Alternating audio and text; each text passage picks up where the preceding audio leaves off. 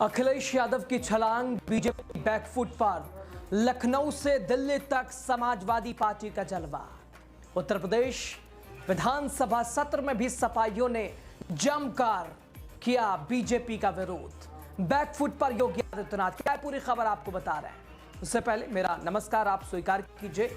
आप देख रहे हैं द राजनीति का विशेष सेगमेंट, खबर और विश्लेषण, मेरे यानी यासूब रजा के साथ। दोस्तों, 11 अगस्त की तारीख हर दिन की तरह आम तारीख, बिल्कुल ये तारीख भी आम तारीखों की तरह, हर दिन की तरह, लेकिन समाजवादी पार्टी के लिए यह दिन बड़ा खास है। जी हां, एक तरफ उत्तर प्रदेश विधानसभा सत्र में भी सपाइयों का हंगामा, विरोध प्रदर्शन, नारेबाजी, सरकार से दो टूक सवाल, और इधर दिल्ली में अखिलेश यादव ने जो आज किया वो सही मायनों में विपक्षी नेताओं के तौर पर कर पाना तो मुश्किल है। उत्तर प्रदेश से लेकर दिल्ली तक सपा के तेवर कुछ ऐसे थे कि सत्ता पक्ष भी पूरी तरह से हक्का बक्का रह गया। एक तरफ लखनऊ में सपा विधायकों ने विधानसभा को हिलाकर रख दिया, योगी आदित्यनाथ से सवालों की बौछार खड़ी कर दी। माता प्रसाद ने जो सवाल पूछे, योगी आदित्यनाथ मुस्कुरा मुस्कुरा कर जवाब देते नजर आए और ये बोलते रहे कि आप लोगों ने क्या किया, सपा ने क्या किया।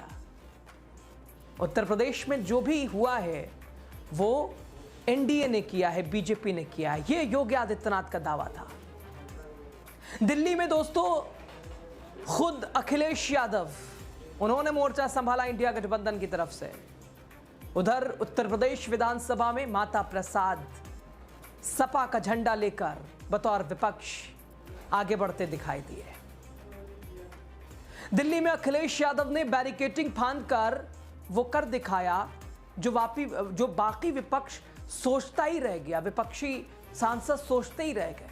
वो अखिलेश यादव ने जो लखनऊ में एक बार योगी सरकार के खिलाफ जो अखिलेश ने किया था, एक बार फिर वैसा ही नजारा दिल्ली में उन्होंने कर दिखाया।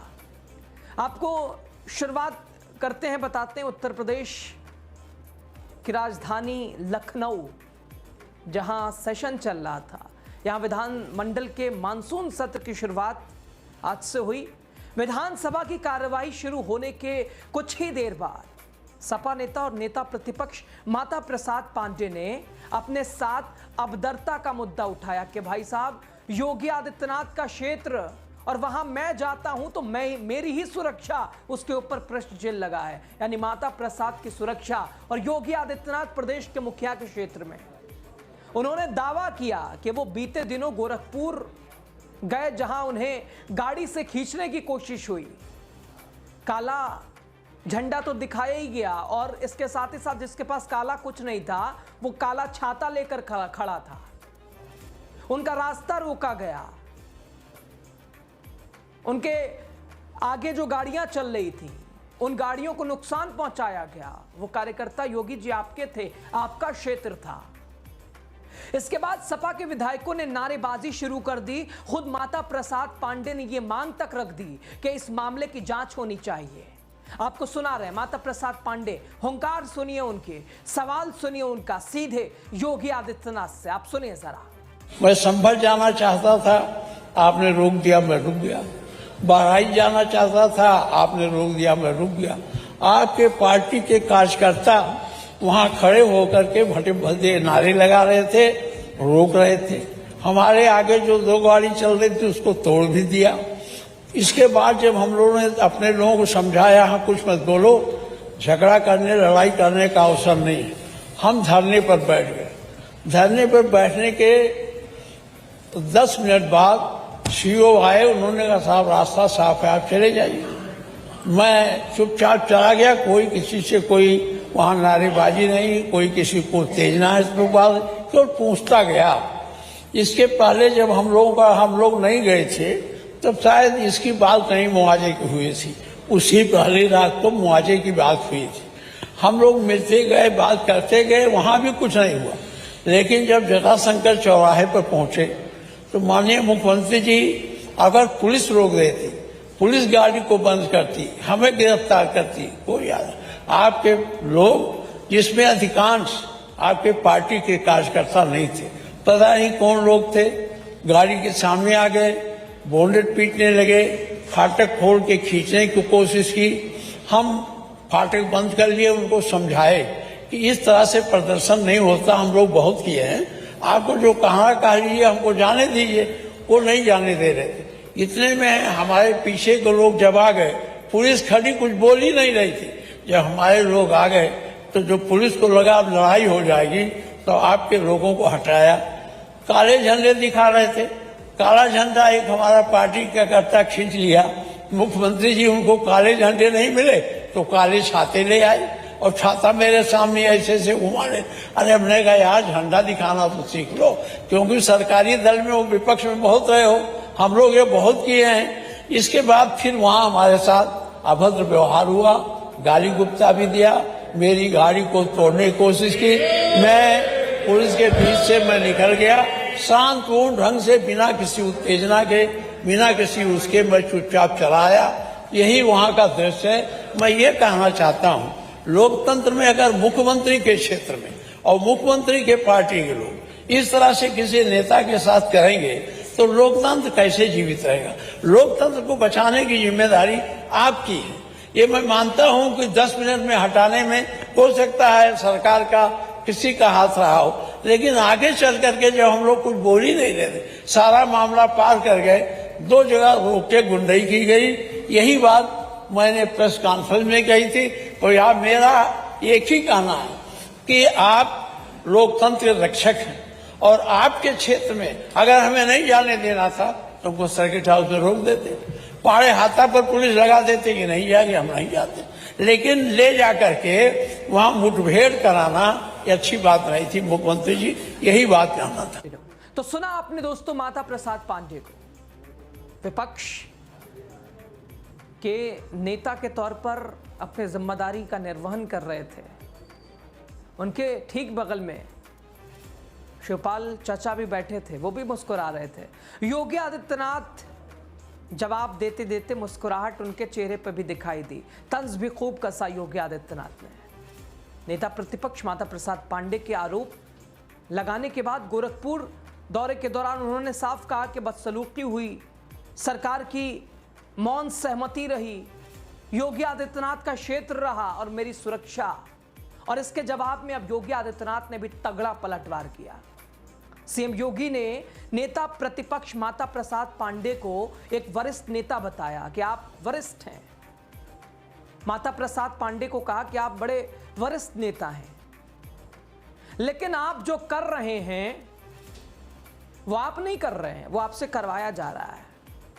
कुछ लोग आपके कंधे पर, यानी माता प्रसाद पांडे को कह रहे हैं योगी आदित्यनाथ, कुछ लोग आपके कंधे पर बंदूक रखकर गोली चला रहे हैं। साफ इशारा योगी आदित्यनाथ का।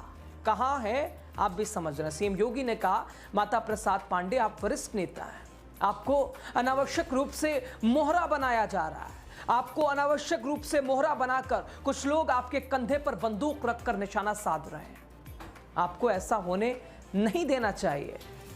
और उन्होंने गोरखपुर की विरासत कॉरिडोर के मुद्दे पर भी राजनीति को नकारात्मक और विकास विरोधी करार दिया और पूछ दिया कि आप बताइए ना आपकी सरकार ने क्या किया था। गुंडा राज था, उत्तर प्रदेश में क्या माहौल था, ये योगी आदित्यनाथ का जवाब था। आपको सुना रहे योगी आदित्यनाथ की ये हुंकार। जिस तरह से योगी आदित्यनाथ ने जो सवाल जैसे आया था वैसा ही योगी आदित्यनाथ ने जवाब दिया है, लेकिन मुस्कुरा मुस्कुरा के। एक बड़ा फर्क ये था, सुनिए आप जरा।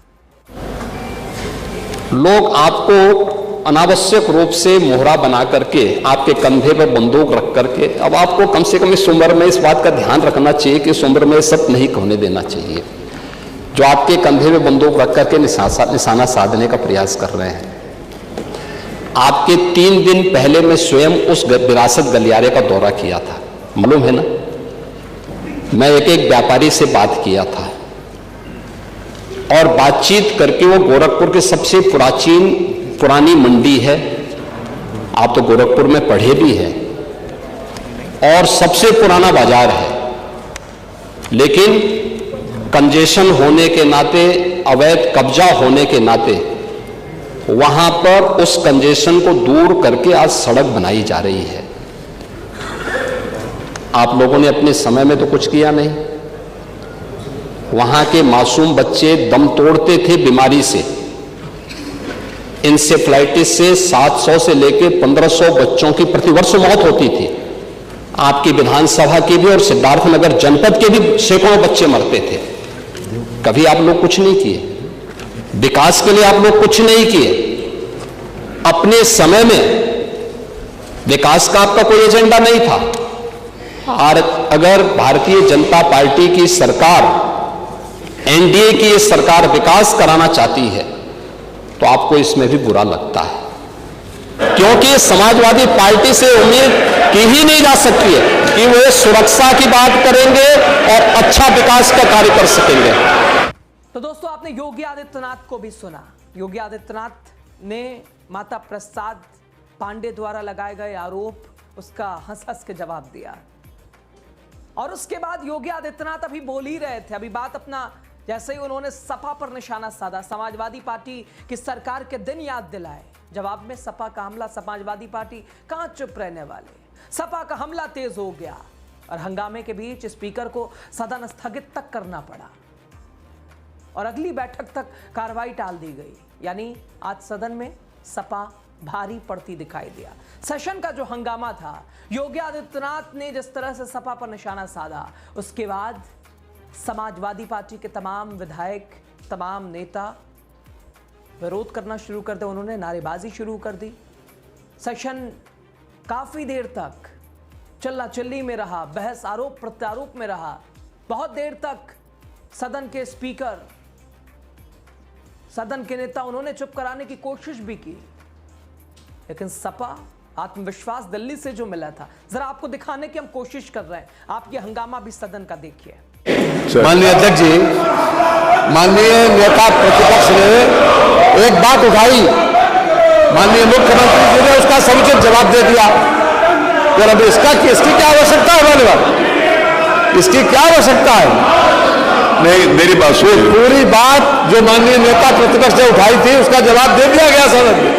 नेता प्रतिपक्ष का अपना सम्मान है और उसका सम्मान रखा गया माननीय। उसके बाद इसकी क्या जरूरत है? देखिए, ये विषय ये है कि आप लोग दो विषय है। माननीय नेता प्रतिपक्ष ने कहा, मेरा निवेदन, माननीय नेता प्रतिपक्ष ने दो बातें कही हैं। माननीय नेता प्रतिपक्ष, आपने दो बातें कही हैं। आपने दो बातें कही हैं। पहली बात तो आपने ये कहा कि जिन्होंने आपका विरोध किया वो भारतीय जनता पार्टी के कार्यकर्ता नहीं थे। आपने खुद इस बात को बोला। माननीय नेता प्रतिपक्ष ने स्वयं इस बात को कहा कि जो विरोध कर रहे थे वो बीजेपी के लोग नहीं थे। आपने स्वयं बोला। तो इसका मतलब जो मुख्यमंत्री जी ने कहा कि वो व्यापारी थे जिनके उसमें गए तो उन्होंने विरोध किया। दूसरी बात आपने ये कि आपके जाने का मन नहीं था, आपको ऊपर से कहा गया था जाने के लिए, ये भी आपने कही। तो दोनों विषय जब आपसे संबंधित नहीं है तो मेरा आपसे निवेदन है कि आप चलो, अब आगे महत्वपूर्ण विषय है। अगर आप समझते हो कि आगे महत्वपूर्ण विषय लिए जाए तो आगे बढ़ाएं। अगर आपका मन है कि नहीं चर्चा करनी तो आपका मन है।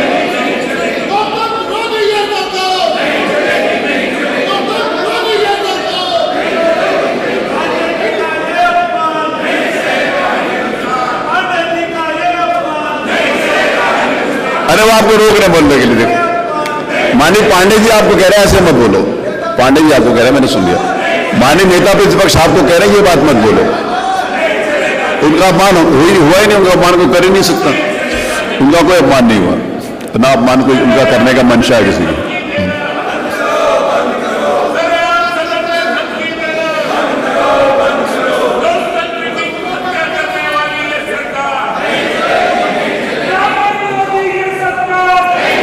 चलो हो गया बात हुई, आपका आ गया विषय, आ गया। चलिए अब आगे प्रश्नकाल लें, प्रश्नकाल चलें। चलिए फिर अगर आप नहीं चलना चाह रहे हो फिर मैं प्रश्न क्या बुला रहा हूं।